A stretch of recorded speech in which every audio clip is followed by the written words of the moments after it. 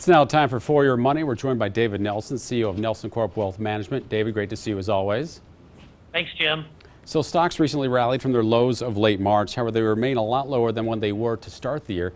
Do you see this as an opportunity, or are people worried about another downside for another bottom potentially?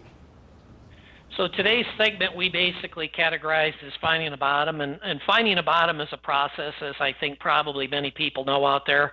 The process oftentimes is months. It's not days, it's not weeks, it's months. So I think people need to be prepared for that. And again, it's very, very crucial that people understand it. The first slide that I brought along, Jim, I think will give people a little bit of a nice visual as far as one of the key items that we look at as far as trying to make some of these decisions. And if people focus on the far right, what they're going to see over there is a line spiking up. And what this is a fear index. It's called the VIX. And what we see is that this index hit an 83 on the far right. That's higher than it did even back in the crises in 07, 08, and 09. That's significant because, again, this is trying to judge as far as how people are viewing the next 30 days as far as stocks either going up or going down.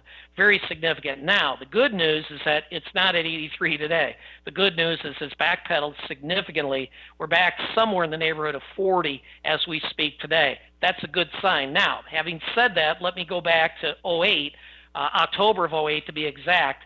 If we look to the kind of the middle of the chart, what you see is it's around 40 as far as in October of 08. That's 5 months before the market actually bottomed back in 09. So again, this is one indication that things have improved some, but it's also basically telling people don't get too greedy at this point in time. I'm sure people will like to hear the optimistic side of things. I know you like to look at things from different perspectives. What else are you watching to help confirm when the worst might be behind us in terms of those stock prices? So we have a saying around the office, it's the weight of the evidence. I'm sure folks that have watched prior segments are getting tired of hearing that term, but it's a really important term. We don't want to make decisions based on one item. And so the VIX is one item. The second slide that I brought along today is going to help people look at what are called correlations. And correlations relating to individual stocks and how they react as far as to the S&P 500 as a whole. And historically, there's correlation there, obviously, but it's not that tight.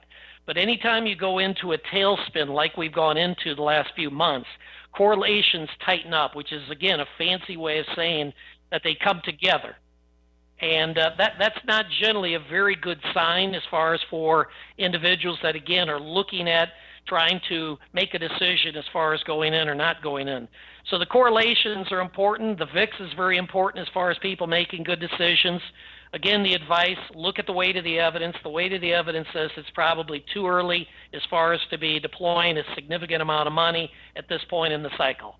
Always good information. David Nelson, Nelson Corp Wealth Management. Great to see you. And in case you missed any of this discussion, we have that available for you on ourquadcities.com.